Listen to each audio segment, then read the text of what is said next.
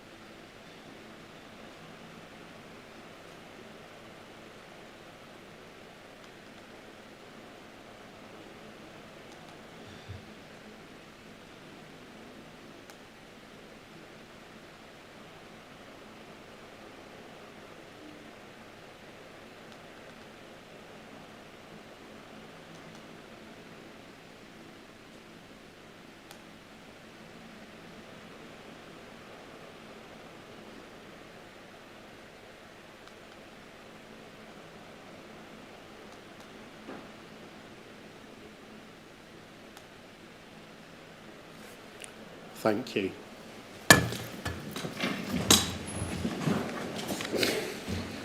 I'd now like to invite firstly the leader and then Councillor Dickinson to speak to pay tribute to Councillor Murray. Councillor Sanderson. Thank you very much, members. Anthony Murray was an outstanding individual. Many of you were lucky enough to have known him. Some of you may have been unlucky enough to see his ferocious side when he was determined at all times to fight for everything for the best for Wooler. And when he was told, actually, there's no money, after a little while, everyone gave in and said, OK, we can do it. Because he was very, very, very ferocious at times, but very, very persuasive. Anthony was a farmer near Wooler for about 30 years. And then in 1986, he decided, with Patricia, his wife, to begin Kielder Ferries. And for 10 years, ran the ferry on Kielder Water. And apparently, no passenger ever got their feet wet. And this is despite carrying thousands of passengers. And they were very happy doing that, but they missed Wooler. They missed their home, they missed the community and the people. So they came back and opened up a garden centre in Wooler, which was very successful, a very happy place and a very nice place to visit that had many repeat visitors. As well as doing all of this, he found time to do a huge range of meetings and trusteeships. And his wife, Patricia, often used to say, I've no idea where Anthony is, he's at a meeting. And that was often what she said, because it was always true. He was always at meetings. But he gave everything he had for his community. And so much so, he was recognised by Her Majesty, who awarded him a member of the British Empire. Now, that is a great honour, and it underlined the amount of work that he had actually done in his community that had a long-lasting effect. And it was very true and very right, because he did provide that fantastic service that can still be seen there today. I was lucky enough to be given the honour of giving his eulogy at his packed funeral last week. I have had the honour of knowing him, and I'm very grateful for that. Thank you, Leader. I'll now pass over to Councillor Dickinson.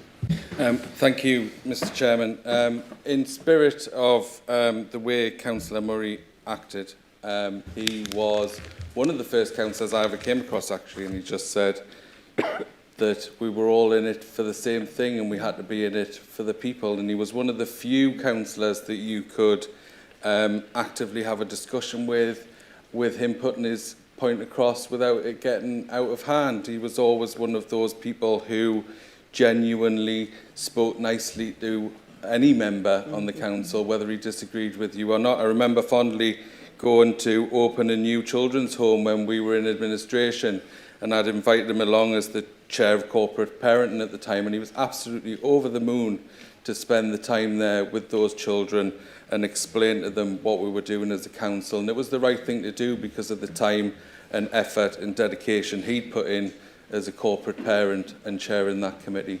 So from the Labour group, we very much are saddened to hear of his death and pass on our wishes to his family. Thank you. Thank you, Councillor Dickinson. I'll return to the agenda, and the Leader, I understand you have some announcements that you'd like to make. Yes, I do. I'd just like to say that we have reached an important milestone in the devolution position, where we have taken to Cabinet, as have all the constituent authorities, to their cabinets, the results of the consultation that's taken place. In Northumberland, it was very much a positive response.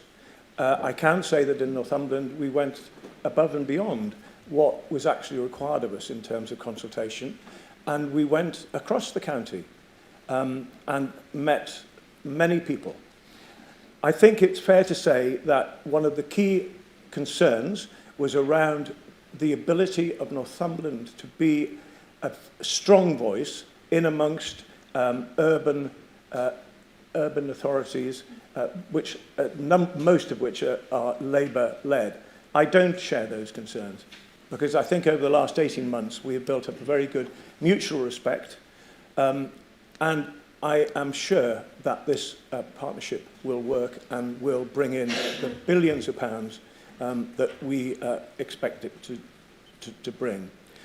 So that's where we are with devolution, and if everything goes okay, then we should be starting the process, the full process in May next year. But already there's significant work going on behind the scenes with our officers, with the officers of the other constituent authorities, putting forward ideas, putting forward policy themes and ideas.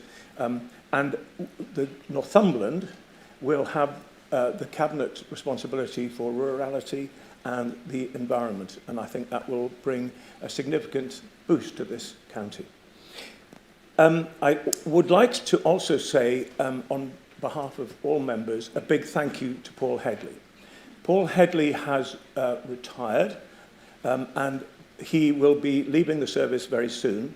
He's decided, instead of coming here today, he's decided to go on holiday to Spain. And I said, that's the wrong decision. And he said, no, I think I'm going to have to go to Spain. Anyway, that's where he is. I think he may be watching this. If he is, can I just say that he has been a fantastic servant of this county council, because the fire and rescue service is an integral part of this county council, and we're all very proud that it is. Paul has always been full of integrity, full of passion for what he did, but always someone who, if you asked him a question or asked for help or advice, always gave it, no matter who you were as a member. He joined in 1987, and in 2019, I think it was, he became the Chief Fire Officer. And in 2020, he was awarded the Queen's Fire Service Medal by the Queen in Buckingham Palace. A great officer, a great friend to this council, and I say thank you very much to him. Similarly, we are also saying goodbye today to Suki, who decided to come rather than going to Spain or anywhere else for that matter. And Suki has also been a fantastic servant to this council. Without going back to the olden days, and I'll put that in inverted commas, Suki brought a level of professionalism and integrity, strictness to the law, and responsibility of being a monitoring officer. And in the time she's been with us, has turned around a significant amount of work, has healed a number of wounds, and has moved us onto a new playing field, which is one that, that shines with respect for each other. We are clear on the code of conduct for members. We are clear on a number of the issues that perhaps some of us weren't entirely clear about before she came. And I think she's done us a great service in her time here. I hope you have a very pleasant time wherever you're going to next. So thank you to Paul, thank you to Suki, and we wish you both the very best.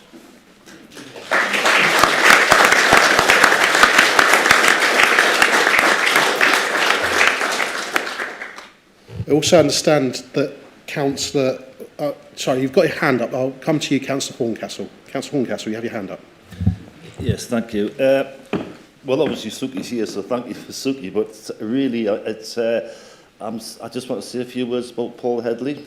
Not leaving you out, because you are here, but Paul is not. 2 years ago, I was lucky enough to become chair of the Fire Authority, and I knew absolutely nothing about the Fire and Rescue Service. And I walked into West Hertford, and Paul was there with the senior officers, and I quickly learned, and this was the start of an HMI inspection as well, mind, and I quickly learned just what a valuable service the Fire and Rescue Service is to not just this council, but to the community of Northumberland.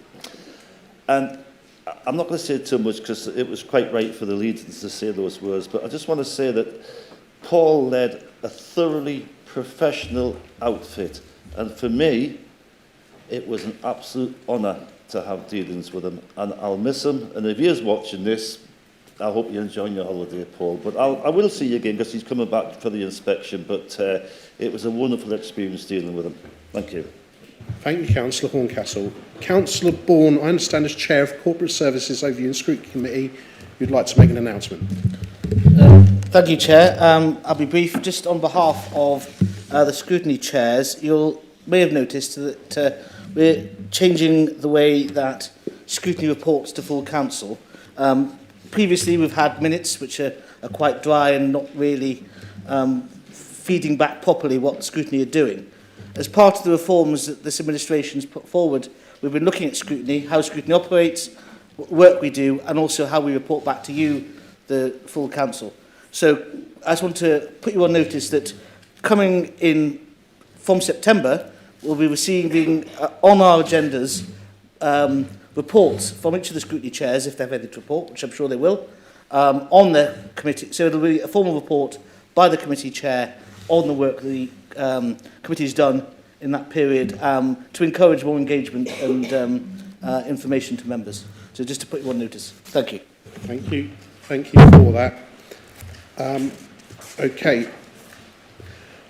Under our recently reviewed and redrafted constitution, we have agreed to hold public question time session in our chamber today, but we have received no questions from the public. So I'll carry on the agenda, and I move to item 6, which is members' questions. We have 2 questions submitted, and the first question is from Councillor Vilcek to Councillor Riddle. Councillor Vilcek. Thanks, Chair. So due to ongoing parking issues across Bedlington, and with the upcoming active travel corridor and Northumberland line, can the administration reassure residents that the town centre car park next to Aldi will remain under Northumberland County Council control? Councillor Riddle. Thank you, Councillor, for that question. Well, the short answer is that car park isn't under our control at present. The land that comprises of the new Aldi store and store car park was sold to Aldi by Advanced Northumberland. The remaining car park and development land is still owned by Advanced Northumberland. However, we anticipate this will be required to provide the dedicated car parking as and when these sites are developed as part of the regeneration of Bedlington Town Centre. Northumberland County Council does retain the ownership of the car parks adjoining the Bedlington Library, and there is no intention that this situation will change. And of course, the car parking remains free, as it does throughout all the other market towns in Northumberland. Supplementary, Councillor Vilcek. Okay, thank you for that. Then I'll go to Councillor Hill, who has a question for Councillor Horncastle. Thank you, Chair. In the last, bodies have been buried in the wrong graves in Northumberland due to errors by this authority. How many bodies have been exhumed as a result? Councillor Horncastle. Thank you, Councillor Hill. Right, okay, answer the question. The new unitary Northumberland County Council came into effect in 2009, at which point NCC took over responsibility of 23 active cemeteries across the county from its predecessor district councils. During the period from 2009 to date, there has been 1 instance of a body being buried in the incorrect plot. In this instance, the plot was empty but had already been purchased by a family for future use. The error was quickly identified, and following dialogue with both of the affected families and with the consent of the Church of England, the council arranged for the exhumation of the grave and reburial in the adjoining correct plot. The council accepts that even 1 error of this nature is not acceptable and has taken further measures to mitigate the risk of any reoccurrence, and has apologised unreservedly to both of the families affected by this unfortunate error. I would add, these very unfortunate errors are certainly not unique to Northumberland. In fact, similar instances in other places are widely reported across the country. For example, just last October, the Northern Echo reported on 7 burial errors in other authorities in the south of the region, and these appear to be largely down to human error. I point this out not to excuse the one mistake made in the county. This, of course, is deeply regrettable, and we take this very seriously. However, I want to reassure colleagues and residents that the errors are not unique to Northumberland, and we are not an outlier in this. Supplementary question, Councillor Hill. Thank you, Chair, and thank you for that answer. In light of the fact that I'm aware personally of several incidents of Berwick, in Berwick only, of these errors, in light of the failure to apologise to 2 residents of Berwick, which is a stain on that injustice is a stain on this authority, and in light of the fact that a former employee of NCC said, and obviously I'm not going to name them, but quote, "This happens all the time. Often we can get in there just in time, but it happens all the time." In light of that, and in light of the fact that the impact of this is very high for the families involved, will you ask for a full review to check how burials are operating so that these errors, and there's many more than one, do not happen again?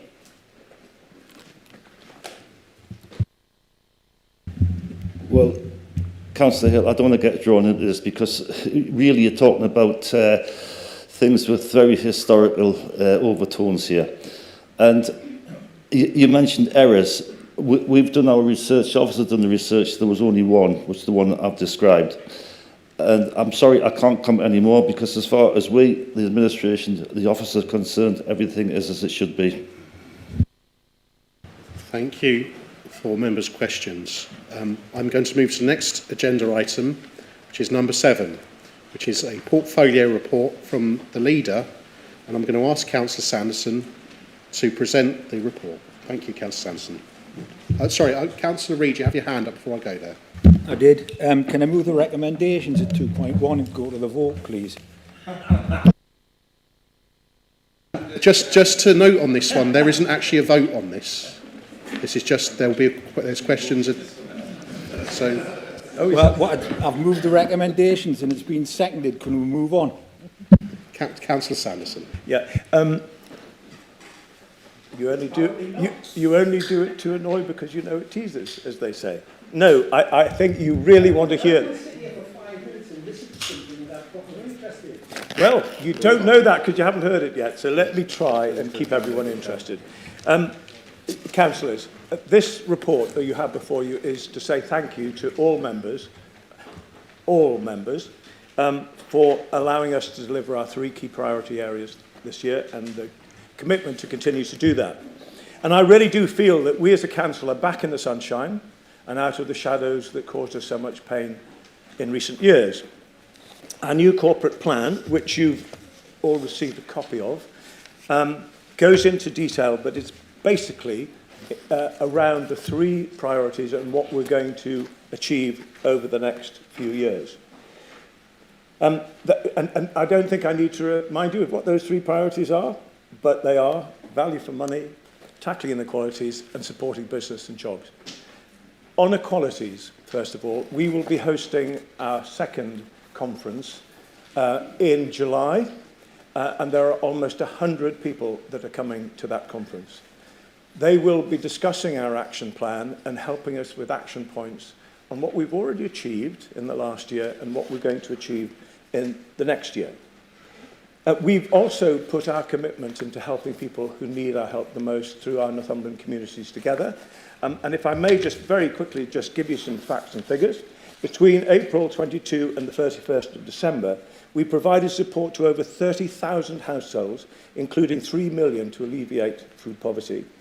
Some 10,341 eligible households with children have benefited from £200 of food support per child during the school holidays, totalling over £2 million. Over £1 million has been invested in school holiday and activity food provision, and over 200,000 have been provided to community organisations like food banks to provide local practical support. And of course, you saw in our recent budget how we made special allocation this year for those people who find it most difficult to pay council tax. And that was part of that budget, which you remember from February. And of course, with the help of the North of Tyne Combined Authority and Government, we are investing £30 million in Ashington, £70 million in Blyth, and a number of other places in the county, like, for example, through our Borderlands projects in our more rural areas. And I can tell you today that one of those, Lily Dory in Alnwick, is currently attracting over 1,000 children and visitors a day now, and it's not even the school holidays. So we are getting somewhere. Obviously, it's very important that we continue to keep up doing all we can in terms of inequalities. But at the end of the day, a lot of this is about finding employment and building skills. And I'm sure all members will be delighted by the headline on the front page of the Journal today, where it says unemployment hits record low in the North East. And I'm very proud of that, and very pleased about that. And I'm sure you all will be as well. So that's what we're doing with tackling inequalities. So far as supporting business is concerned, support for business means free car parking. It means building new car parking facilities, as we have across the county. And the determination that we all have together to see a better public transport system introduced. We feel it's essential to continue to be aggressive in our support for larger projects, like, for example, the work that Advanced Northumberland have done in Blyth, which encouraged JDR Cable to set up their new business there and provide all the jobs that they have. And for rural areas, we have this £9 million from the North of Tyne, which on top of the other allocations we have, will continue to kickstart and encourage new rural businesses, provide business skills, and to build more confidence in the future in rural areas.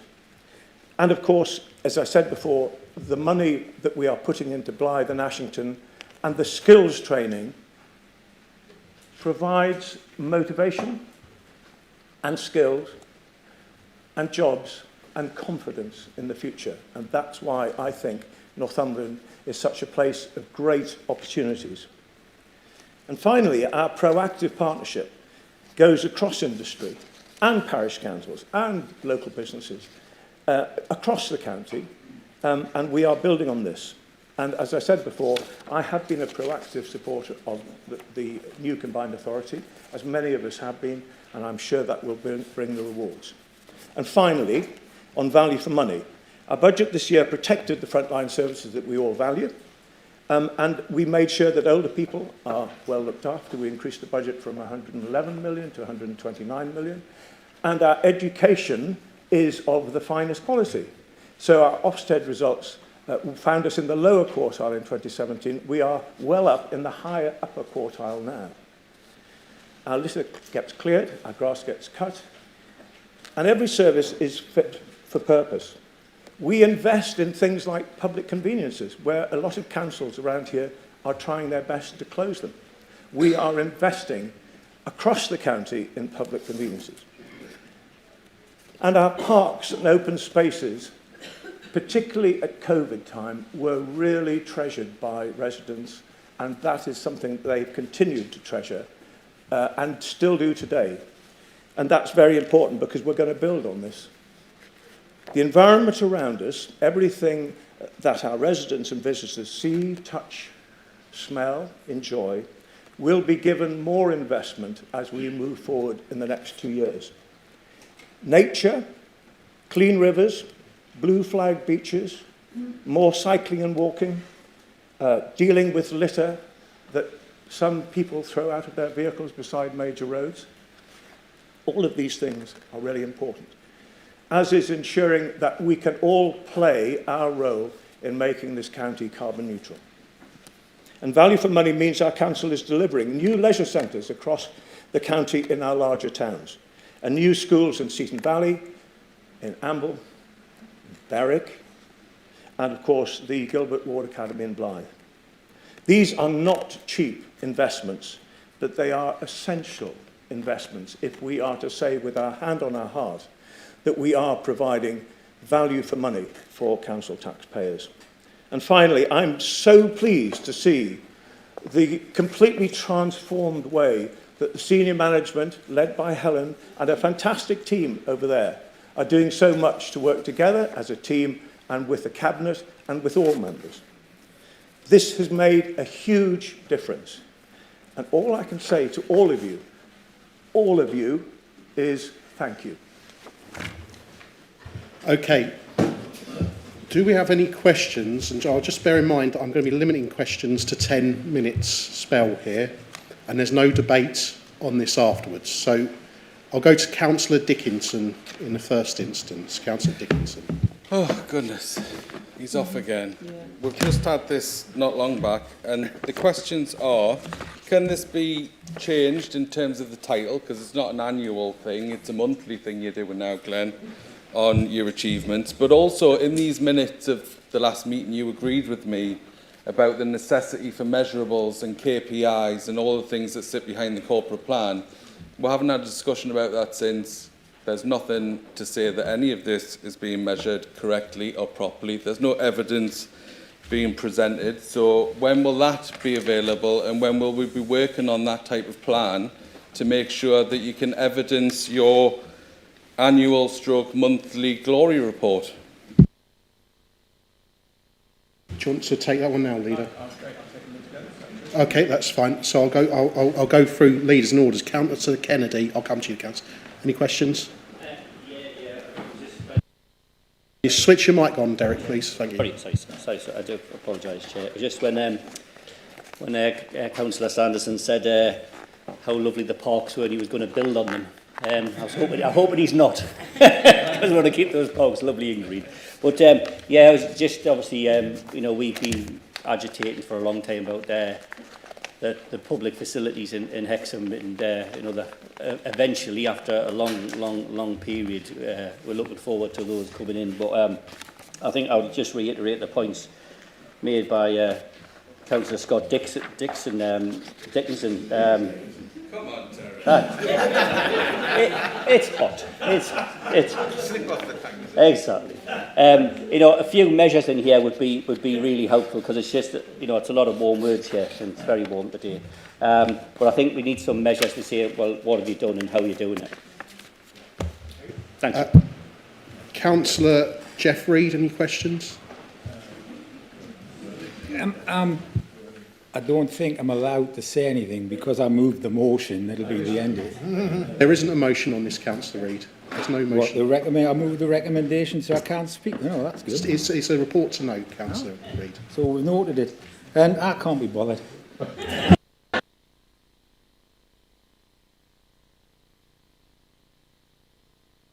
Thank you, Chair. Well, I personally very much enjoy hearing the leader speaking about these important things.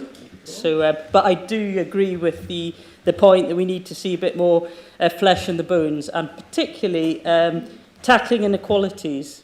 How can we have a spiel about tackling inequalities and nothing about social housing? Thank you for that. Councillor Ball.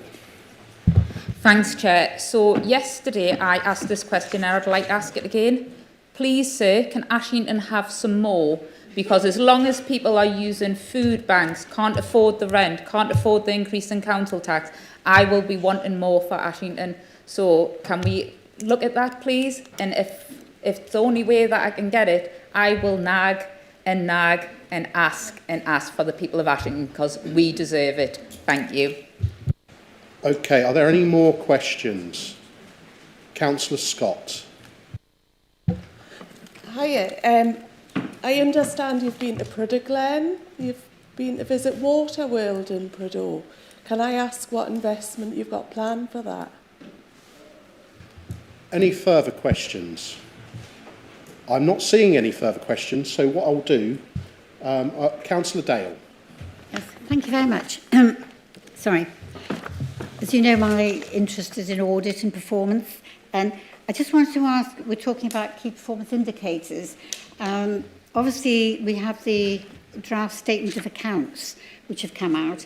They have been signed by various people, but the top key performance indicators, out of those, 62% are not being on target. That means they're showing in red. So the ones that are showing in red are quite important, in fact, very important. They are available online, so everybody can see them. But I do think it's important that we all share a part of the performance indicators and where this council is. Because when you see permanent exclusions, the target's 54, end of year. etc. It goes red, red, red all the way down. And it's looking at what the Challenge Board has said. This is the type of information I think should be added into the corporate plan, so we have a very clear, sound basis of where we're making our decisions and where we're actually moving the council forward. So could I ask you when you will discuss that with the council, please? Okay. And I've just seen Councillor Gallagher has put his hand up, so can you ask? Thank you, Chair. It was more a reminder. The leader gave a presentation at the early part of the year at our local LAC to say that Ashington, Blythe, Linemouth were all rural areas. He mentioned about a £9 million investment in the rural areas and mentioned Ashington separately. I just really want to remind them that we are still in a rural area, as you promised. Thank you. Okay, are there any more questions? Are we exhausted that? Okay, thank you very much, members. What I will now do is pass over to the leader, who will sum up on those questions. Thank you, first of all, Councillor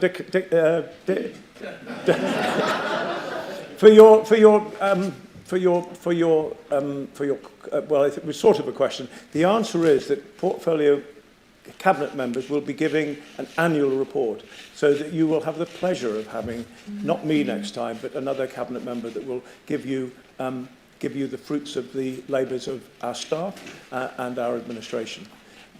So that's something to look forward to. But it won't be me next time, I promise. Probably not, but you never know. Derek, yes, we won't be building on parks. I was actually in Hexham recently, and I thought how good Hexham looked. And I like the partnership working we have with Hexham Town Council and the way we're moving forward on that, and the new work we're going to be starting soon there.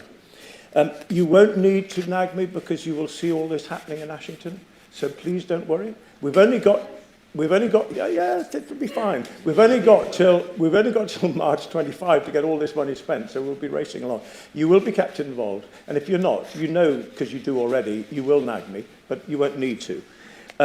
So far as the question on social housing, that's a good question. And the answer is we will be discussing housing. I'm looking at Jill. Yes. Jill is essentially masterminding this inequalities conference, as she did last year. And we will be talking about social housing very seriously as well. The question on performance indicators, Councillor Dale, we will be publishing those as we go along. I suspect what we'll do is be able to give an update on those at one of our group leaders' meetings. We have a whole range of those planned, as you know, and we can talk about those then.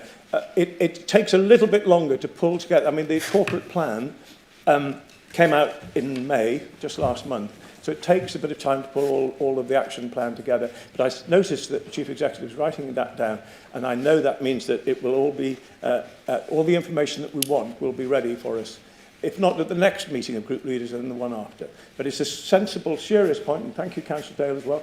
Sensible, serious point for making, and it is, of course, vital that we do keep challenging ourselves as we go along, and that you do as well, and you keep challenging, I'm sure you will.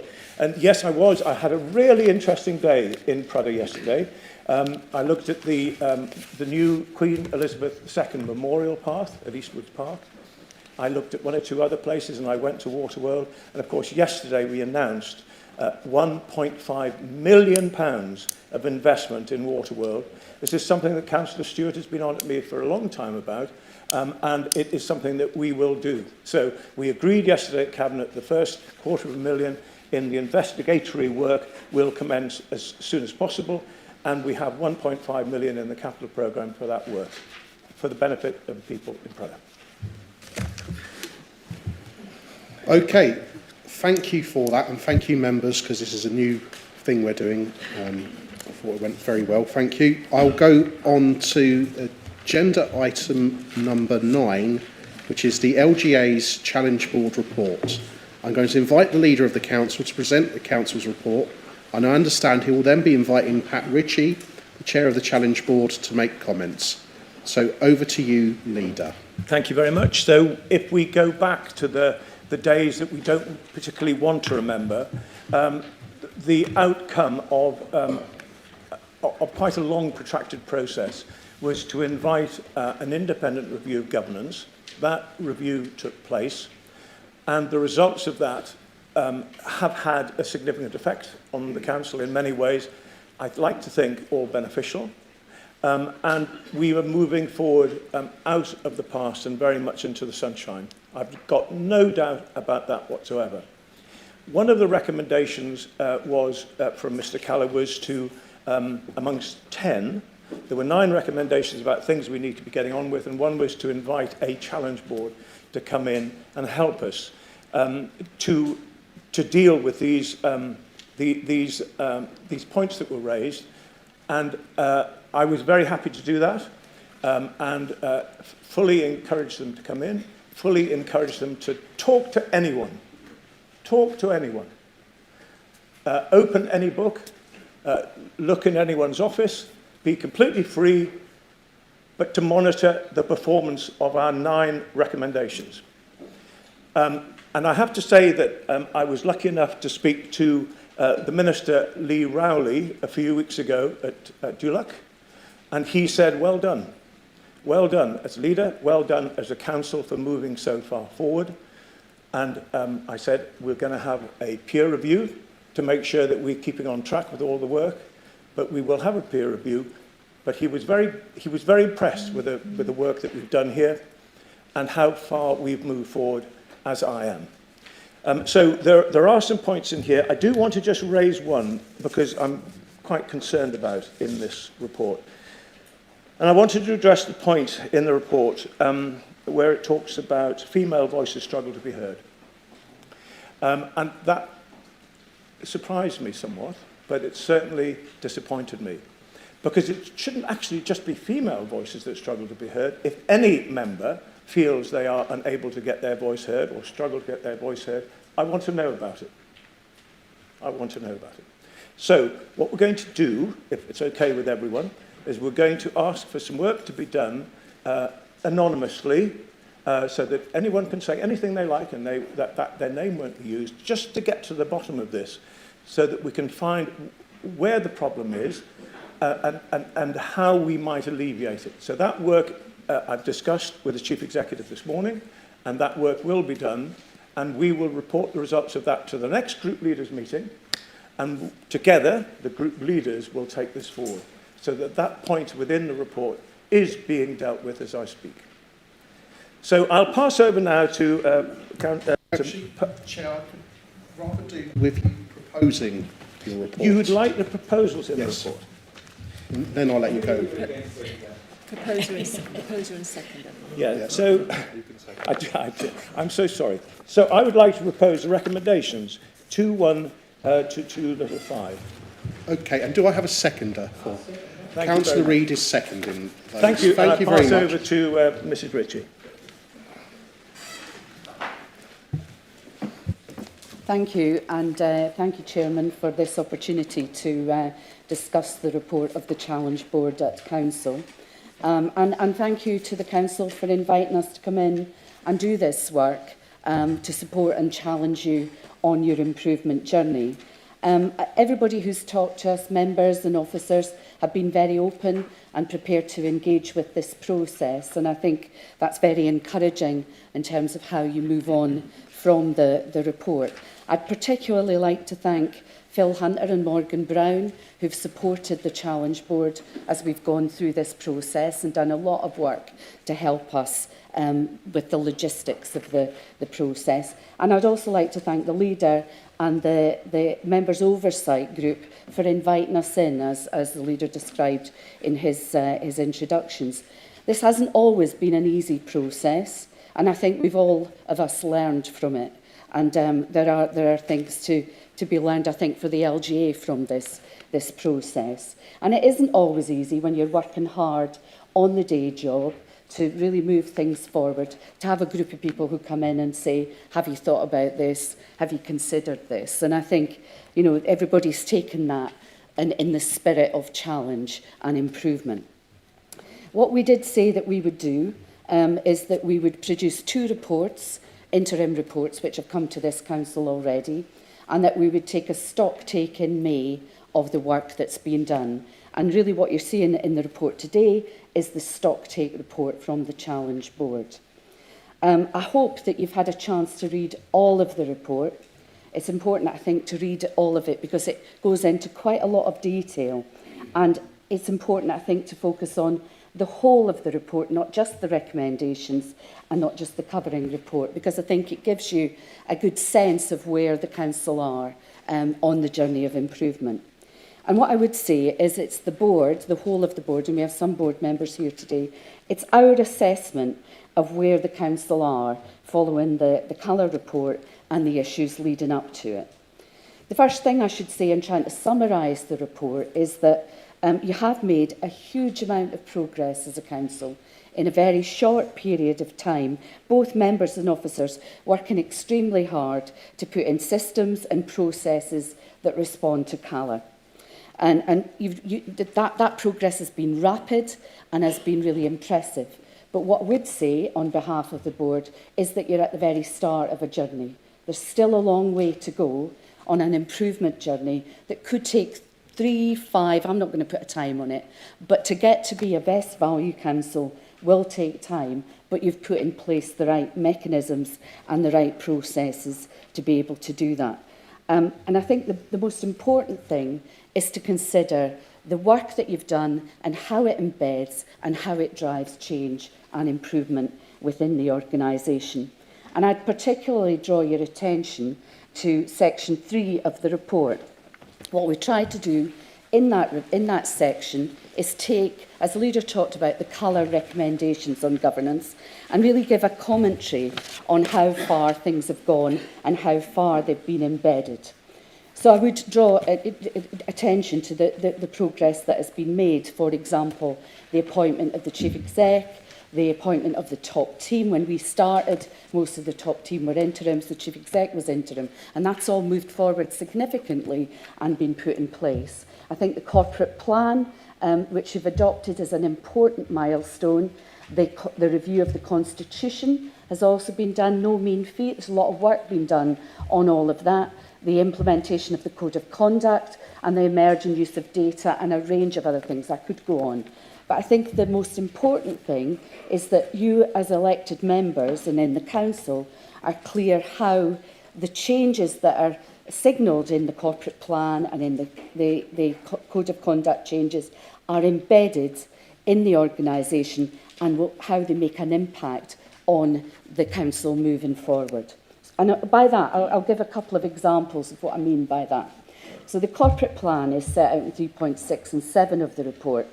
Having done the corporate plan, as I said, is a big achievement, but the most important thing is then, what difference does it make and how do you use it?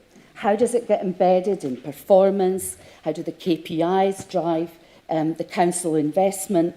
How does it really kind of drive things forward against those 3 priorities that it focuses on? On things like 3.11 on the code of conduct, I think, again, complaints have reduced, and that's really positive from when we started as the challenge board. But I think you need to satisfy yourself that the code of conduct continues to be enforced and developed, and members are trained and supported within that. And I think particularly, I think the report calls it a relentless task, and I think it is, to keep reinforcing that code of conduct. On 3.18 and 19, we really try to draw out the importance of a clear improvement plan so that members can see the progress that's been made on the various actions that the council's taken forward to respond to colour. And then on 3.23 to 3.29, we've really talked about the need to ensure that all members are heard, not just in the council chamber, but across the council as a whole, as the leaders talked about already, and that you're all supported to have the right tools to do the job that you need to do. And that there's absolutely great progress on that, on scrutiny, on member development and member support and induction, but need to keep moving on that and keep reinforcing that, because that's what will help drive change in the organisation. So I would encourage you to continue to challenge yourself and continue to be self-critical, but also to continue to celebrate success, as you've heard about today. And I would particularly draw your attention to sort of 3 of the recommendations that we think will support that. The first is having a very clear plan that sets out that improvement journey, whether that's overseen through BEST or other means. Members need to be cited, I would suggest, in a cross-party way on that improvement journey linked to clear outcomes and KPIs. I think the other areas I think I would draw attention to are recommendations 5 and 6, which are around that whole council journey, supporting all members and member support and development. And finally, as the leader referred to, we're recommending that you have a corporate peer challenge before the end of the municipal year to really track progress on the great work to date and on some of the areas where you still need to go further to embed and to drive improvement. Lastly, I would like to thank the Challenge Board. I've been the chair of the board, but we've had a really good set of expertise on the board. A number of people are here today. So we have Sir Steve Hounton, we have Mark Edgell from the LGA, Wallace Sampson and Gillian Marshall here today. Unfortunately, Councillor Abby Brown can't be here. She's doing something else for the LGA. And we also had Neil Thornton on the board, who's not able to be here. I do hope that you have questions and you're able to debate the report, and we're here to answer and respond to any points from all of the colleagues on the board. So thank you. Okay. I'm going to go through questions. What I'm going to do first, I'm going to go through the leaders in order, then I'll go to other members. So, question to Councillor Dickinson. Thank you, Mr. Chairman. So these are questions to the Challenge Board, are they? Or we? They're questions through me as a chair, but it might well be wished that they are directed to other people. Okay. As appropriate. Okay. So and I think they're willing to answer questions. So yes. Firstly, I am obviously pleased to see the council has responded this time, and that we have actually put together a report and recognised, and that we are actually taking questions on it rather than trying to bypass the findings. I'm a little bit concerned about a lot of the information in here, and Glenn, I'd argue that there's been a lot of work done and there's been a lot of things achieved by working together in various areas, but there are still some significant areas that we have to tackle. One of those things are around monitoring and how we monitor the corporate plan. The minutes here tell us that we agreed on that last month, so we should be able to agree on it moving forward.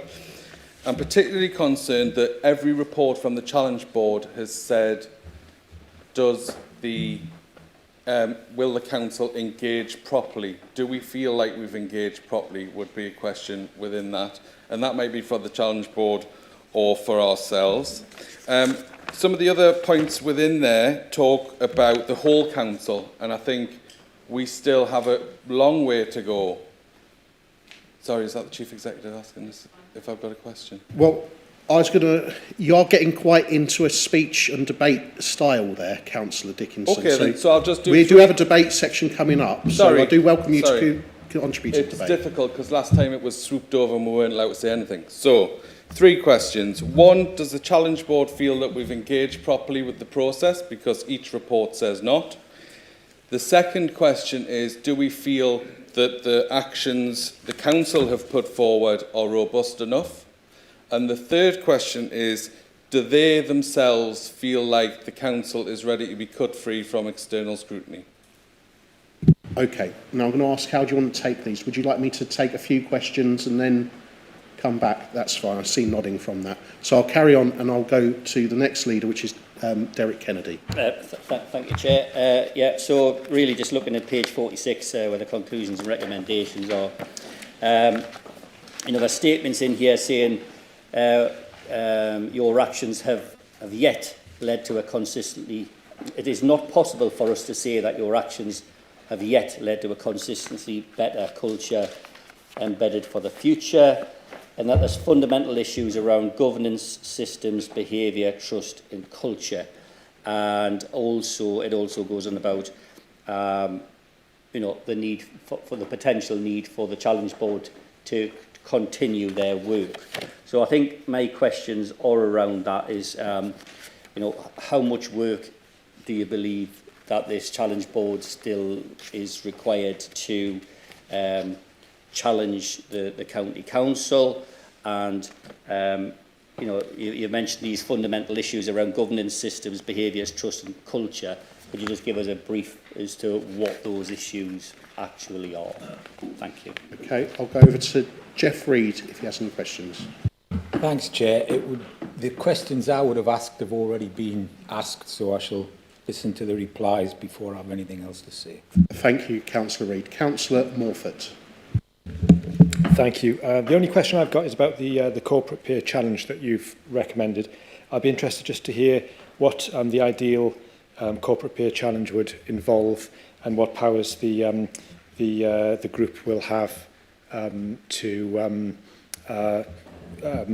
encourage the council to do better. Okay, that's the leaders' questions. Would you like to answer those now, or shall I persevere with a few more members' questions? Okay, I'll let you take those now, and then we'll go to other members after that, okay? So we're going to start, I think, with Steve. Sorry, I'm just passing over to Steve, who's going to... 3 questions, if I can remember those right. First of all, has the council engaged with us properly? I see no evidence that they haven't. And indeed, anything we've asked for from the council, we've been given, and there hasn't been a position where anything has been denied. So in terms of us completing the work, I think we can answer that in the affirmative. Are the actions, I presume you mean in the covering report as opposed to the main report, enough? I think the covering report goes to some extent in covering that, but I think there are other areas where the council might want to have a look at the detail that Pat mentioned earlier on in producing that improvement plan going forward. So the covering report is very much a summary of things. It's not meant to be an improvement plan. The key is going to be that improvement plan and that it picks up the detail that's in our report. So that has yet to be done. So in those terms, is the council being robust enough? I don't know yet until you produce that improvement plan. And then the third bit, are we ready to go? I think the answer on that is you don't necessarily need an improvement board coming up every month to give oversight. I think our view would be, though, it would be advantageous to the council to have some independent oversight of that improvement plan, whether that's the Audit and Governance Board or another mechanism, but some independence which would give confidence to all members across the council that the work's been completed.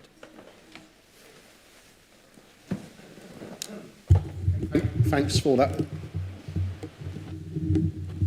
I think the question was around culture and whether we can say that the culture has embedded and changed. And I think, you know, if you've been through a sort of process the way that this council has, as Glenn talks about in the olden days, I think that it does take time to recover from that. And it takes time to build trust and confidence, both among elected members and but also through the organisation. And I think, you know, that the start of that process through the work you're doing on values, the work you're doing on behaviours, the work you're doing on the corporate plan and other things are the means of driving that forward. And I think having a new exec team, a new CEO in place, the development work around members are all the right ingredients. But, you know, we couldn't walk away and say everything's changed. I think we would say that you're on the right track and things are moving in the right direction. And there's lots of evidence of good progress, but there's still a way to go. It takes time. And you'll know, I think, as an organisation, if you get the right improvement plan in place, when that culture starts to change and develop. And I think the last thing was about the corporate peer challenge and how will that be taken forward. And I'm going to ask Mark to respond on that. So a corporate peer challenge is a normal piece of support from the local government association. We encourage councils to have them every 4 or 5 years. The last one you had in Northumberland County Council was about 2014. So you're well overdue for that. It is basically a team coming in from a range of different councils across the country, a peer leader, a leader from another local authority, a chief executive from another local authority, different authority, some other senior officers from other local authorities, really holding up a mirror to you about First of all, how you've embedded, as you said, how have things you've put in place now borne fruit or not? But just a more general health check around how clear your priorities are, your financial sustainability, the governance and the culture of the organisation, and your capacity to improve.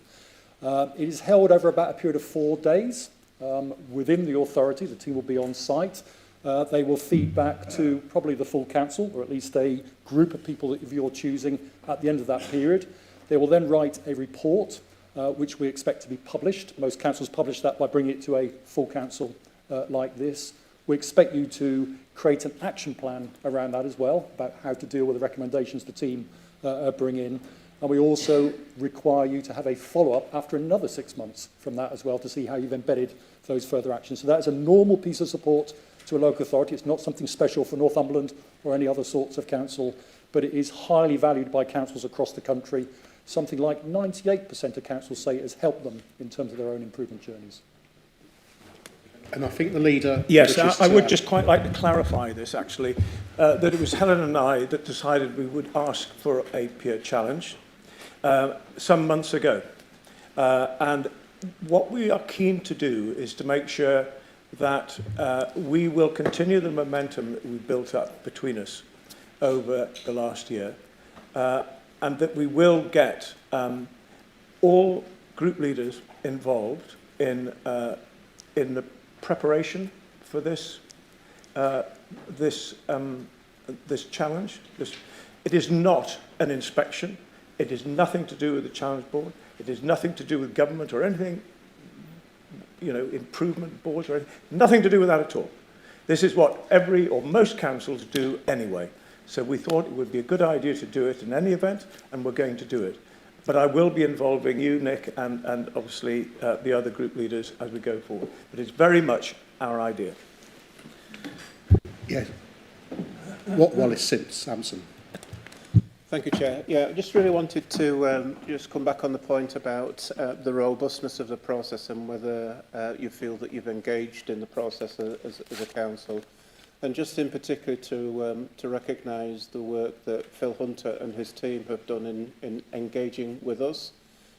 We've spent a great deal of time going through the whole process of the corporate plan and also talking about how you use data and information to support the process. And I think it's fair to say, and I think it's reflected in our report, that we recognise that a fair bit of work is being done, but we're also leaving you with work to do in the future.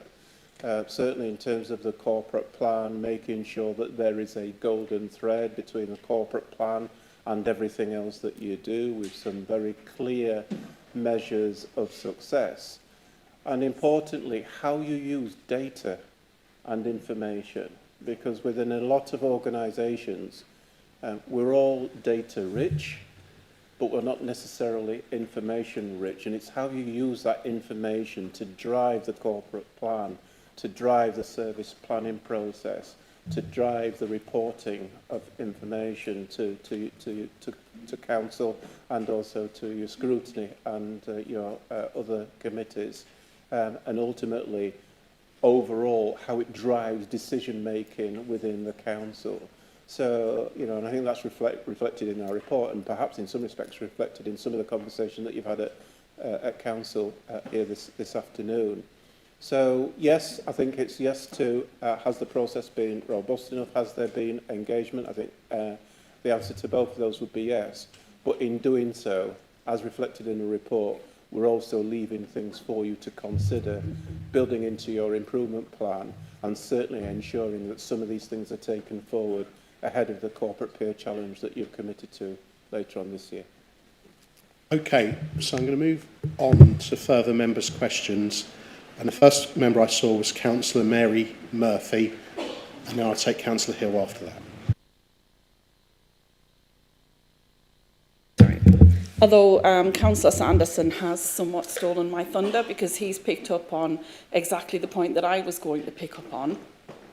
And I would like to challenge the Challenge Board and ask you whether you feel that you have fulfilled your public sector equality activity in the way that you have produced this report, given that you have raised on page 45.3.35 that women members have said that they struggle to be heard. Now, you have not given any context to that. We don't know whether it's one person, whether it's a lot of people, whether it's a big deal, whether it's not a big deal. But you've made that point, and then you have not translated that into any recommendation as to what should be done about that. Now, any group with a protected characteristic, if that was a group of older councillors saying they struggle to be heard, or a group of councillors with disabilities saying they struggle to be heard, you have an Equality Act duty to actually respond to that through that lens. And I just really would like to know why you didn't make a recommendation, given that that has been raised, or why you didn't flesh it out with more information. But I also want to thank Councillor Sanderson for the fact that you have picked up on it and that you are going to seek the information that we require to know whether this is a big deal or not a big deal. It might have just been one person, it might be all of us, but we really need that information, don't we? Thank you. Thank you, Councillor Murphy. Councillor Hill. Thank you, Chair. Just wondering if you could expand on 2 points which are of particular interest. Page 43, 3.22. Officers need to be enabled to speak truth to power. There have been steps towards that, but it needs to go further. Some perceive that the primary officer role is pleasing the leader and cabinet. Is this, and these things, the perception is important and the reality, and the perception could infer that there's a reality. So could you give a little bit more detail on that, and whether you detected a word used in the Collar report, although he didn't, slightly bizarrely, he only equated it to one side, but issues around a climate of fear is the word that he used. Has that got any impact on that? And the second part of interest, particularly to me, 3.14, page 42, you refer to Advanced Northumberland and use the word significant risks. Could you expand on that? Do you mean reputation-wise? Do you mean for taxpayers' liability? So if you could expand on that point too as well. Thank you. Okay, any more questions? Councillor Chicken. Thank you. My question may have already been slightly covered by Councillor Murphy there. Whilst I'm disappointed to hear that some women feel that they haven't actually been heard within this council, that is absolutely not my experience. So what I would like to know is, was there any evidence found of this, or was that just people's opinion that you were then looking into? Thank you. Thank you. Any further questions at this stage? I'll go to Councillor Dale and then to Councillor, sorry, I've forgotten your name, Grimshaw. Yeah, sorry, can I ask this time? Thank you very much. Can I just go back to what you mentioned about audit and governance and the use of audit and governance? As the audit committee, and we have actually under terms of reference to review the Challenge Board report. So I don't know if that's still going ahead or whether you'll be able to come to the audit committee for that. But also the best value, the county council since 2017, all their accounts have been qualified because of not providing best value. So that is something that is a real challenge to this council. Now, can I just ask you, the peer challenge, which I agree with, going back to the peer challenge of 2014, the same problems occurred. There were behaviour issues. Are you making a recommendation that actually, considering what you have heard and what you have spoken to various members about, that the council itself can actually take forward that change that is required? Because it obviously is, it's not just something that's happened, it's been there for a long time and it has never been managed or managed out. So do you think this council itself can manage that behaviour problem? And I will take into account, say, for instance, that when we had the corporate plan meeting, when we were training, only 16% of members actually attended that meeting. So I would like to hear from you as the Challenge Board how the County Council can address this problem.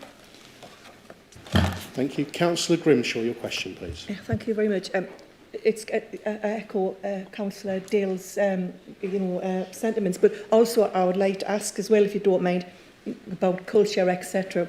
We haven't gone into any depth about, because the opposition members are still don't feel as though are being trusted. So we haven't addressed that in this particular the recommendations. And I just wondered how you feel that we've moved on as far as being trusted as an opposition, please, if you don't mind. Thank you. Okay. Are there any further questions at this stage?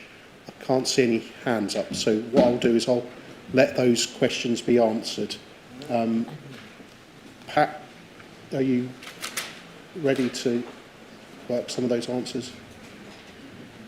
I'll make a start and then I'll hand over to others as part of the response. On the question around the equalities duty and the issues around people, particularly women, struggling to hear, we heard that through a number of different discussions. We've playing back what people said to us. I've raised it with the Chief Executive. I've also raised it as part of the board. And I think it's important that the Council, as the leader talked about at the beginning, reflects on that. As I understand it, the equalities duty sits with the Council, and the Council needs to make a decision on how it wants to respond to that. The way I think you partly do that is by all of the different actions that are outlined in the more detail of the report, which is around development, around support for members through induction, around surveys of members, for example. You could do, I think, as was talked about at the beginning, a means of feedback informally and anonymously from people about how they feel their voice is heard. So there's different ways of doing that. We haven't gone into the detail of that, but that's something for the Council to consider. On governance and audit and the role, we flagged up in the report the role that potentially audit could play in looking at the governance issues that come out of our report, and would recommend that there's some consideration to that, because that brings a degree of independence, given that it's an independently chaired committee. And the Challenge Panel had a bit of debate about that, but felt that there was a role there that potentially audit could play. And I think that also links to the recommendations around change and oversight of change, which are where that sits is something for the Council to work through. On Councillor Hill's point about the Advanced Northumberland, a lot of the changes had happened before the Challenge Board has come in, and we've had sight of some of the changes. I think the thing you need to assure yourself of is that the governance arrangements, and particularly the stakeholder or the shareholder function that the Council performs, is done in a robust way, and need to ensure that there's clear oversight of that. And I know there is some work going on that to pick that up. I think on the point around a climate of fear, that's not what we've picked up. We've picked up an organisation that is going through change and is going through a journey of change, and that people do feel that they can start to have their say. I think that needs to be, as it says in the report, a sort of relentless task in making sure that voices are heard, and that similarly voices are heard cross-party. And a lot of that relates to strengthened scrutiny, which is, I think, there's a good plan for scrutiny and a lot of good work that's been done there. The implementation of the Constitution, the implementation of member development are all means of ensuring that voices are heard. But I think how you measure that is something that you need to consider for the future in response to this report. And I'm going to ask whether any of my colleagues want to come in and pick up on anything, I think Wallace, or anything that I've missed. So Wallace, did you? Shall I do first, if that's all right? Yeah. So back on the point about not making it a recommendation about women members not being heard, it's a good challenge back. I think I'll reflect on that. But I think the good news is, as you've heard from the leader, they have heard that message. The Council has heard that message. And I think that is the right next step, to do some further work to try and understand how big an issue it is, whether it is just perception or whether it's reality, and then what to do about that. So I think that is an appropriate response. So even though it wasn't a recommendation, you've got a very clear action plan against that particular recommendation, which is good. I think on Councillor Dale's point, I don't think there's anything that we've seen that makes us think the council is not up to meeting the challenges moving forward and the improvement requirements. But I think what we have said are three things. I think one is you need to draw together all your improvement plans into one place. So you've got a coherent plan about all the things you seek to change and the way you will measure success, you know, whether you've achieved that or not. Secondly, we think there needs to be some ongoing cross-party, preferably also independent oversight of progress, which is why we've talked about some cross-party grouping of members. And we've also talked about maybe the Audit and Governance Committee being the place to do that, because it is independently chaired, as in a non-councillor chair. And I think the third thing is, which is why we put the recommendation about the peer review, is we think you should open yourself up to periodic external challenge as well. So I think that's where you can check for yourself whether you're making the progress you hope to make.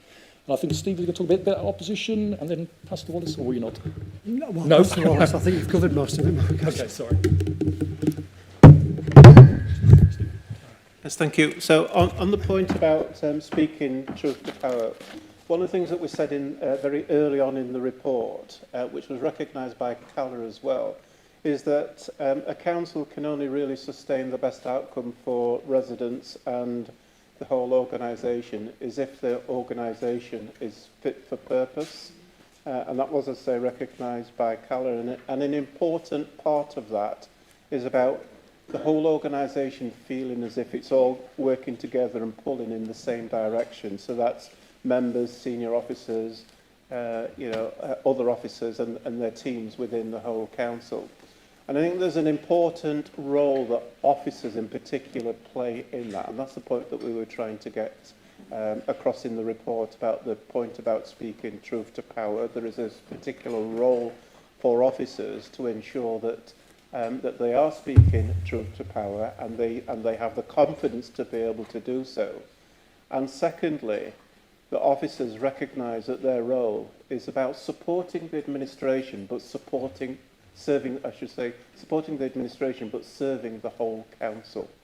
And that's a point that we was really just trying to get across in the report, making sure that there is an understanding that there will be an ongoing developmental role within the organisation, and officers have a particular part to play in that to ensure that you can get to the point where you do feel that you are fit for purpose and working as a best value authority. Okay.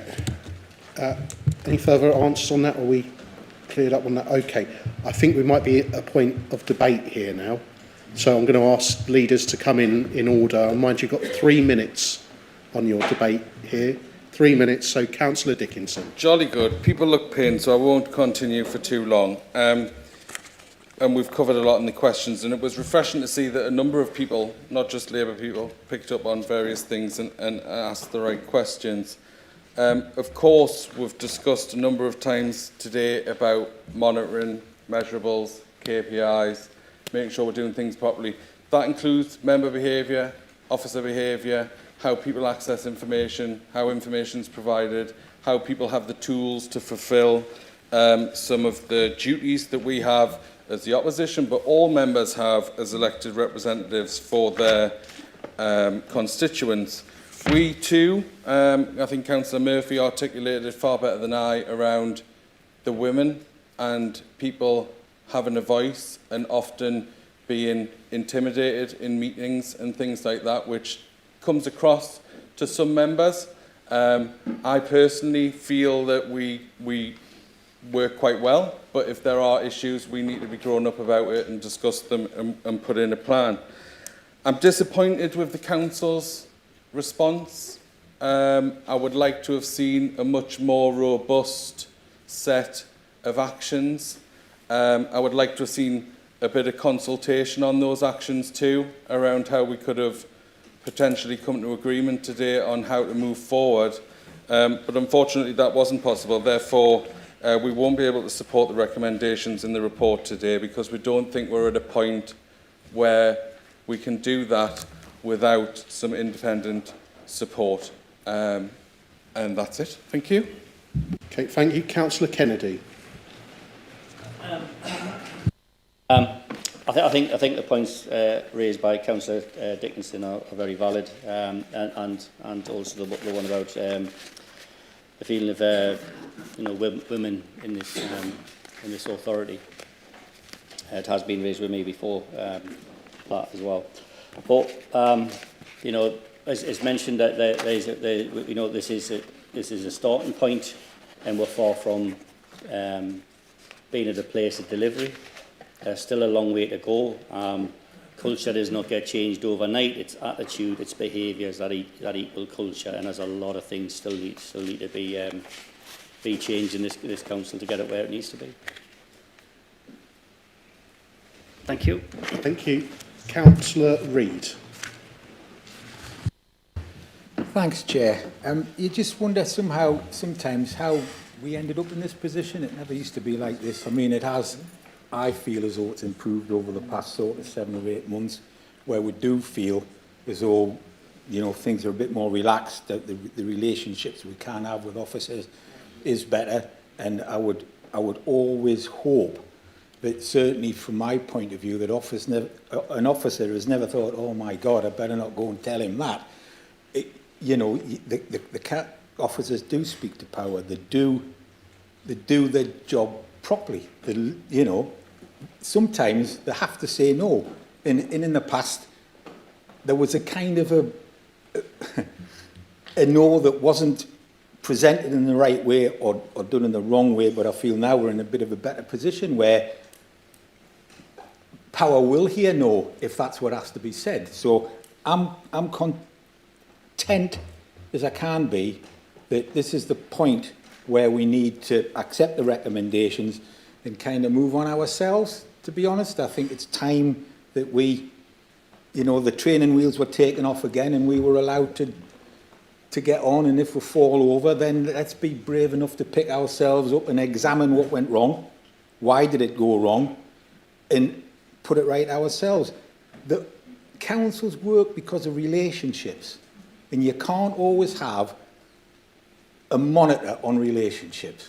The best conversations we ever have are in the car park, aren't they, really? It's not here. It's a quiet word in the car park about something, and people are willing to accept that. Not, as far as I would encourage anybody that feels as though they're unable to say what they think or speak, especially the female members, then go and tell somebody. Don't, go and tell the person, when I'm in your company, I feel as though I'm not allowed to speak. Tell them. You've got the backing of the rest of us. Do not be afraid. God, listen who's talking. When have you ever known me not be afraid to say what I think? And sometimes it gets me in trouble, and sometimes it sparks a debate, and sometimes I'm even right. You've got about 30 seconds, Councillor Reid. Wow, there you go. So let's just accept what's happened in the past, realise that we're grown-up people that can actually have mature relationships with each other, but also just please remember we are politicians. We are not going to agree on stuff. And let's just accept that, the Conservatives have got the administration. We're all sitting here mad as hell. But you can have those conversations knowing that you're not going to win, but you've got it off your chest. That's basically what we need to do. Treat each other with respect and move on. Councillor Reid, yeah, that's your thank time. you. And then Councillor Morford. Thank you. All I want to say is that the Green Party Group's very grateful for the Challenge Board's help, and that we're happy to agree the recommendations in the report as well. Thank you, Councillor Morford. Does any other member wish to contribute to the debate? I've got Councillor Castle to start with, please. Goodness, yes. As members know, I fear nothing, but I've got to say, I've been councillor 18 years, and I used to dread coming to full council meetings. Dread it. Because I had to come, because my vote is needed occasionally, but also it's a duty. And yet, I felt as we got to April, things were getting better. The April meeting was getting close. And the May meeting was a good one. For about the first time for a long time, I felt quite proud of being a councillor. It was a good meeting, it was constructive. And of course, it's the opposition's job to hold the administration's feet to the fire. I think we said Keir Starmer said that, quite rightly too. It is, but we all have a sense of common purpose, I'd like to think. And that common purpose and passions rise in trying to achieve what we want, how we want it. We are all trying to deliver the best possible services that the council can provide at best value, and to actually ease the burden on all our constituents, social and economic, as best we can. And we are a body, and I think we should operate with common cause. And I do believe we're heading in that direction, and it's the right direction. So the words used by the chair of the Challenge Board, huge and rapid progress, those aren't small words. That's quite an important statement. Yes, we've got a way to go. And the journey doesn't actually have an end. It's a way we carry on. There's not a particular goal where we say, right, we're here, we're perfect, we've finished, we can sit down. You can't ever do that. We've got to carry on and improve ourselves all the way. And that never ends. So I'm slightly disappointed that the Labour Group cannot support the recommendations, because I think it is the right way to go. And I was also surprised to hear some of the comments made read some of the comments made in the Challenge Board report, but one has to accept they were made for good reasons and they have to be considered, and we have to take them on board and deal with them as best we can. So I've only got 3 minutes. I hope it's just about up, but I think I want to say we're doing better. This is going the right way. Let's avoid kicking the player instead of the ball, as we've been tending to. Otherwise, you're never going to go. So I think we're headed the right direction. I'm so pleased we are. Well done to you all. Well done to the administration for getting us here, and to Glenn, and well done to the opposition. Labour, Greens, Lib Dems and Independents for actually recognising that they have to operate as one body and move in this direction, which I hope we can. Thank you. Thank you for that. Right, I've got a few. The next couple of speakers I've got Councillor Ball, then I've got Councillor Renner-Thompson, then I've got Councillor Dale, and then I'll be looking for hands again. Okay, so Councillor Ball. Thank you, Chair. So first off, I just want to say thank you to the Challenge Board for the work that you've done to this point. And as the report says, it's only the start of the journey. And I'm quite sad that you're not going to be part of the next stage, because behaviour and culture change take time. And when you're under scrutiny, it's easy for your behaviour to change rapid and quickly because you are under scrutiny. What happens when the lights are off and people aren't looking?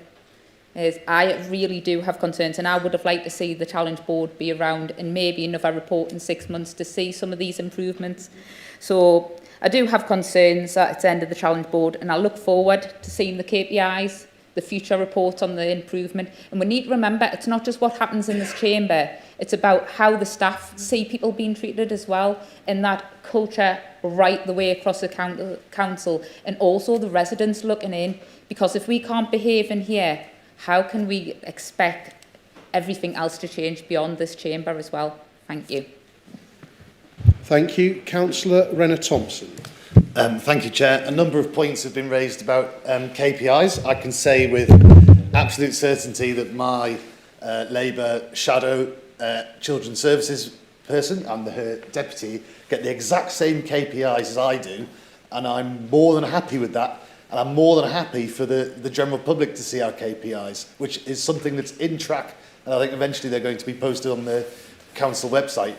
Obviously, we want them all to be green, but I'm confident in answering when they are red. I can say why and what we're doing about that. So I'm more than happy for scrutiny within my department. I'm sure that other cabinet members are the same, but my opposite numbers do get the exact same figures that I do.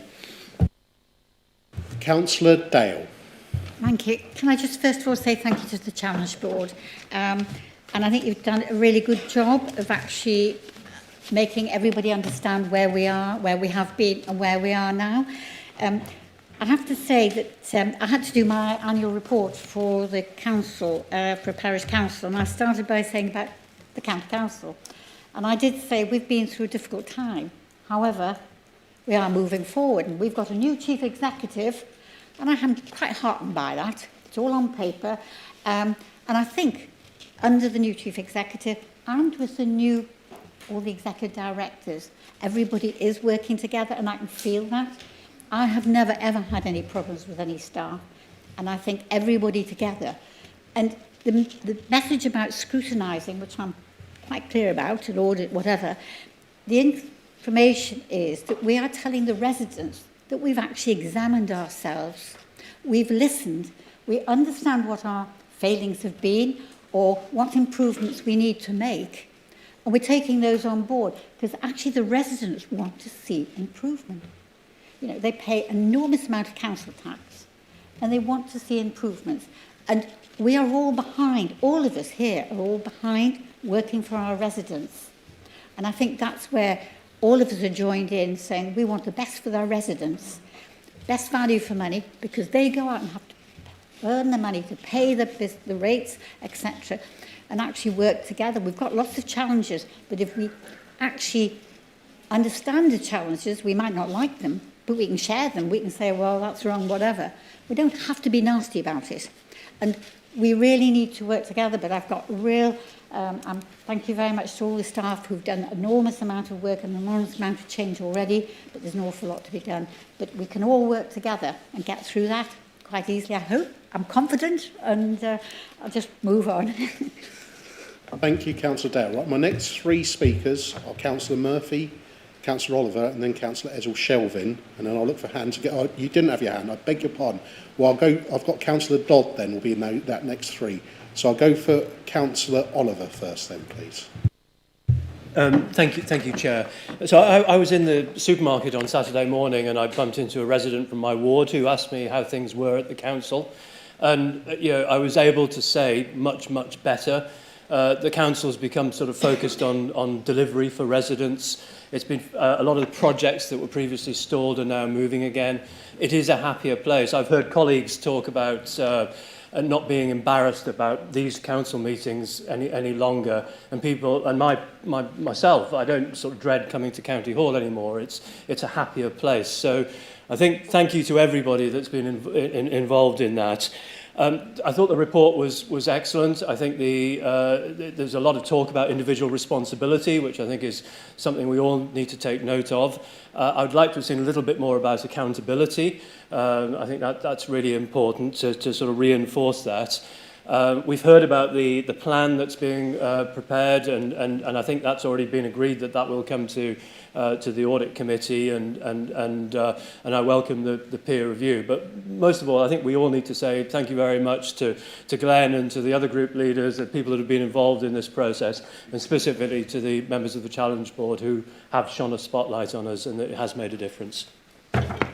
Thank you, Councillor Oliver. I go to Councillor Ezel-Shelvin.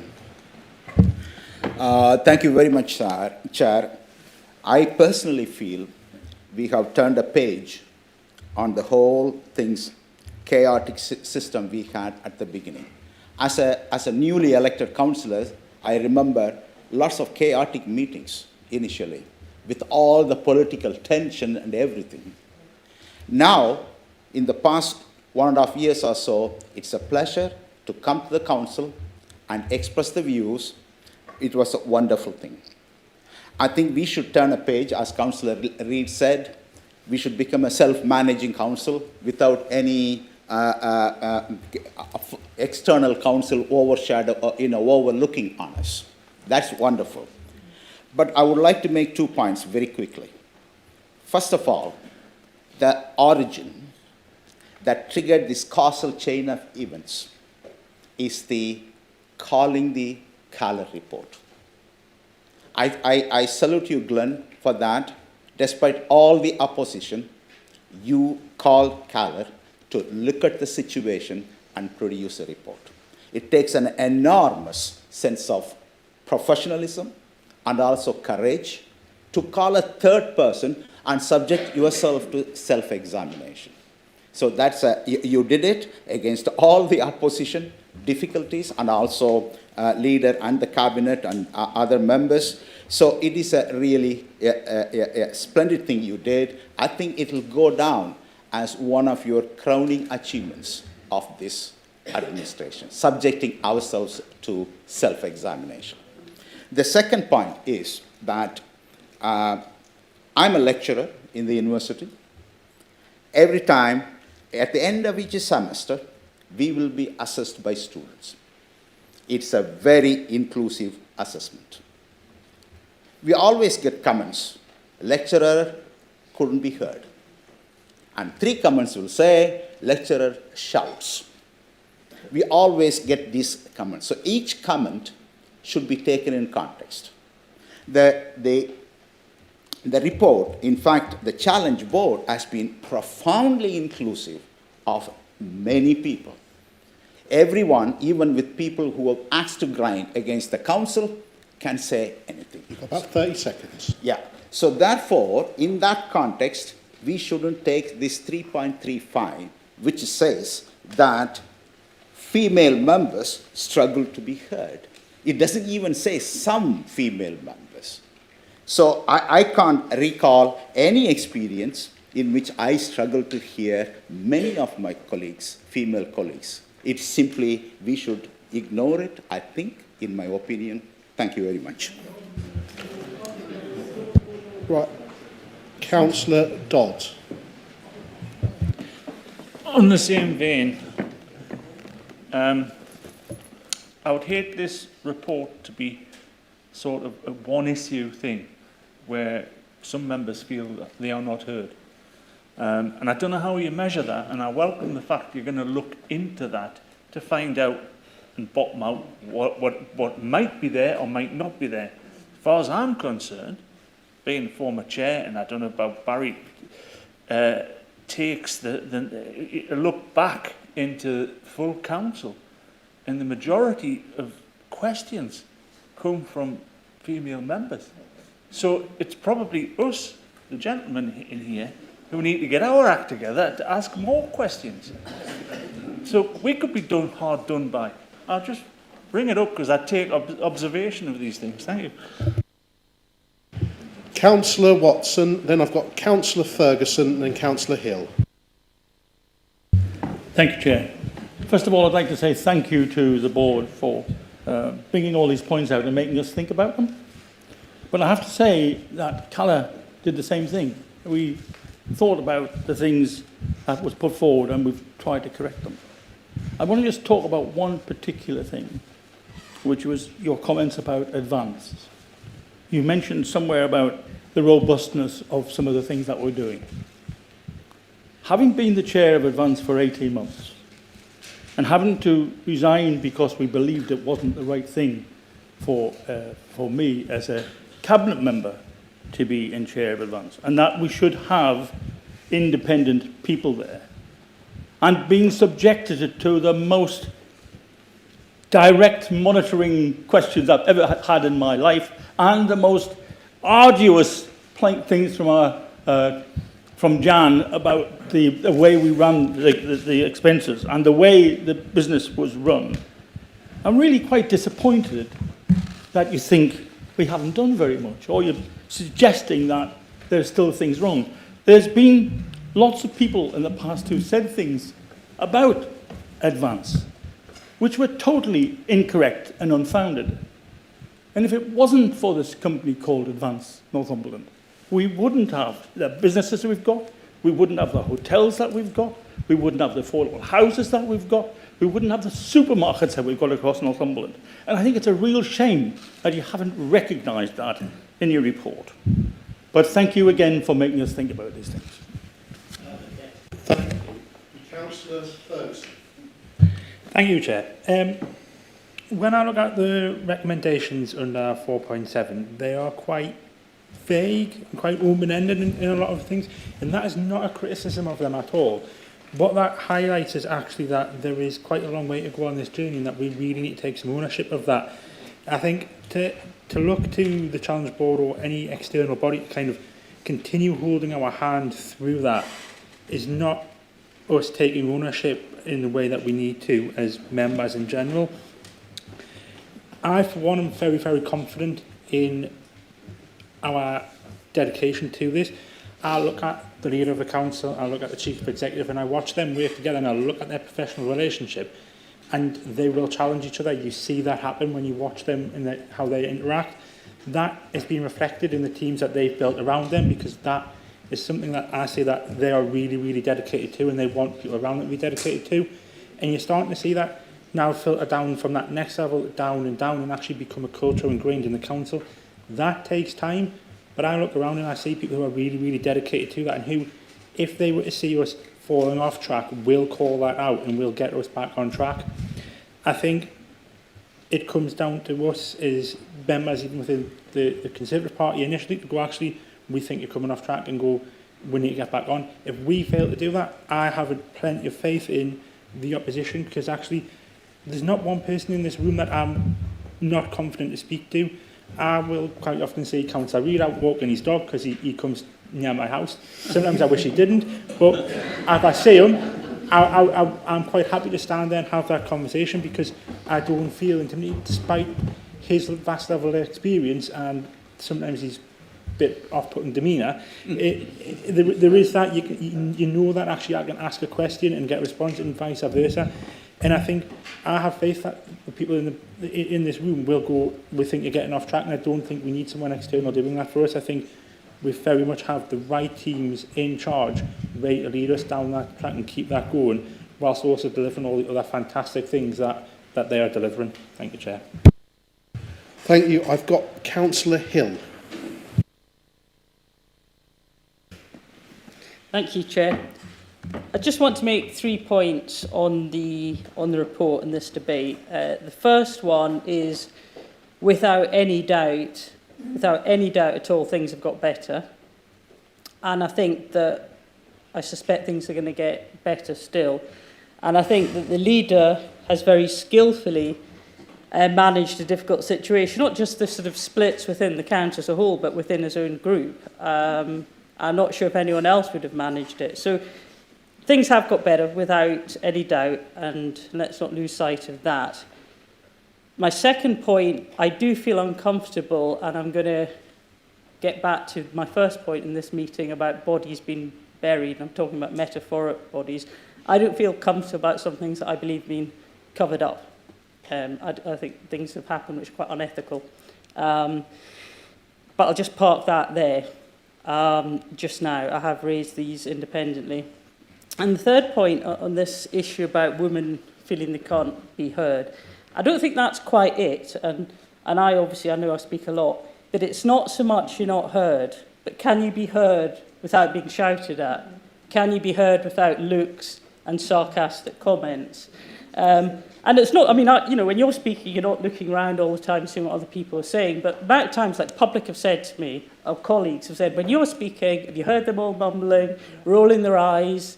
And this has got better, by the way, but I'm talking about the sort of what's been going on in recent years. There was even a code of conduct training, and I said something, and I'm more than capable of asking a stupid question, but it wasn't a stupid question, it's a perfectly reasonable question. And people told me afterwards, people were muttering in the room, men in the administration were muttering in the room about what you were saying, making sort of digs and sort of points. So that's the point. And I think, and a pattern, I'm all for combat, I'm all for a banter, but constantly when you say something, people go, can't believe I'm agreeing with Councillor Hill. There must be something wrong with me. And that pattern does, and I think all of us, unless we can all, do we sometimes look at each other? It's a behaviour we all need to think about, but it is absolutely the case, and witnesses to this meeting have said it is definitely different to women. Women who get up, who say controversial things, particularly opposition, have had to experience that behaviour. It has got better recently, I will acknowledge that, but I do think we need to be conscious of that point. Thank you, Councillor Hill. I've got Councillor Grimshaw. Councillor Reid has put his hand up. You've already spoken, Councillor Reid. Yeah, it was just to remind people that I am the current chair of Advance, and if it was going to deteriorate into any more of a deeper discussion, I was going to have to leave. That was a very good point. Thank you for that. So, Councillor Grimshaw has put your hand up. Councillor Grimshaw. Yes, thank you, Barry. The thing is, I also agree with Georgina. There's many of our colleagues in here been in tears over some of the comments and the way they've been treated. I know it is improving without a shadow of a doubt. But yes, we'll raise our head because We've been in meetings as well where the eyes has been rolling, we've been cut off, we've been criticised, we've been threatened to take the standards, etc. We've all done it, we've all been there, and I think some women are brave enough yet today to say so. We've witnessed the harassment, and it is getting better, and thank you very much for that, because we do appreciate it, but we don't need it swept under the carpet. We need to bring it out, we need to express our concerns, and hope that it continuously gets better. We're heard, there's no eyes rolling, there's no sarcastic criticism, and I think then that's one way of moving forward. Thank you, Barry. Thank you. Does anyone else wish to contribute to this debate? I've got Councillor Wearmouth. Thank you, Chair. I'll hopefully not use up the full 3 minutes. Thank you to the Challenge Board. I've really enjoyed engaging with you, and I know the officer team has as well. I normally like to talk about success and to shout about what's going right at this council. I'll just take a moment to reflect, though, on some of the things that we've heard today as well. In terms of the advanced governance, I think sometimes this bit really gets misunderstood. It's the council side that has got to be put right. It is not something within advance. Advance largely had been sorted out a long time ago. There were changes that needed to be made, and we reflected on those. It is the council, the shareholder representative, and all of the things that, quite frankly, a number of us spoke out about over a considerable period of time and couldn't affect the situation that we wanted to find. That's that bit. When it comes to voices being heard, actually, I'm not necessarily the most confident public speaker. I don't enjoy a lot of the back and forth, and I can relate to some of that. And I greatly appreciate what Glenn has said, and I said it in the MOG meeting the other day. Really, we would love to understand the different ways that people can engage, because not everyone wants to stand up in here. Some people, I've never heard their voice in here, and in the previous council as well. So there's different ways of doing that. And some of those changes will be through the ways that we're addressing scrutiny as well. But scrutiny is a brilliant place for voices to be heard, and we want to... I'm so pleased that we've got those changes that are coming about, where you're not just seeing a report that's going to Cabinet in a week's time. What are you going to change there? I would implore you to think about the work streams, to talk to the chairs, and to actually think about what it is and how you could affect and change the policy direction of the council, because that's what scrutiny should be doing. Talking truth to power and officers' feedback is really important, and I hope that you would do as I try to do wherever I go in talking to officers at every level of the organisation and the business, is to ask for some feedback. What could we be doing better? How are you in your role? And get that feedback. And sometimes you get the answer, everything's fine, or sometimes you'll get, I wish that we did that a bit differently. So please do that. And one thing that was raised by me with officers is members going round officers when they don't like the answer. And I'll share that with you to perhaps think about how we change that. We've got a big bit to do on culture. Culture can't change in the blink of an eye. It's going to take a long time. But I think that we're on the right route. I've sensed it in every meeting. Every meeting is getting better. The respect is there. Thank you. Does anyone else wish to contribute to the debate? I see no hands, so I'm going to go to the leader, and you have 5 minutes to sum up on this. You'll all be very glad to hear that I'm not going to take more than 1 minute. I just simply have taken in the points that have been made. I respect the views of everyone that's spoken, and I am absolutely convinced that we are moving in the right direction, and if we all work together, we'll get there. Okay. It has been proposed and it has been seconded. Do we want a show of hands on this, or? And I'm looking at Councillor Dickinson, and so do we want a named vote on this? Because if we do, I need a fifth of the members. I don't think it needs to be named, Chair, but are they going in block or individual? Right, that's a very, very good, valid question. I think that I'm quite happy to take them on block. So all those in favour of the block recommendations on the form, on your report?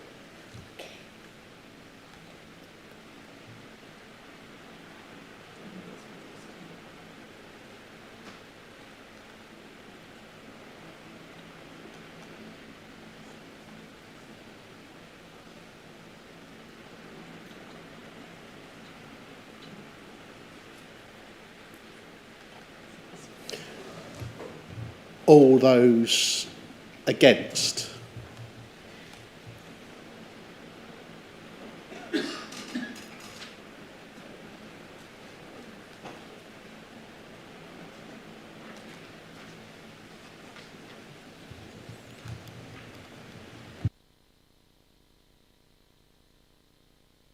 Any abstentions? Thank you very much. I can just say that has passed, so thank you very much for that.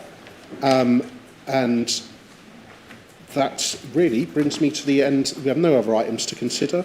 I'd like to take this opportunity to remind members the next meeting will be on Wednesday the 6th of September at 3 p.m. Thank you for your time, and I'm going to close the meeting.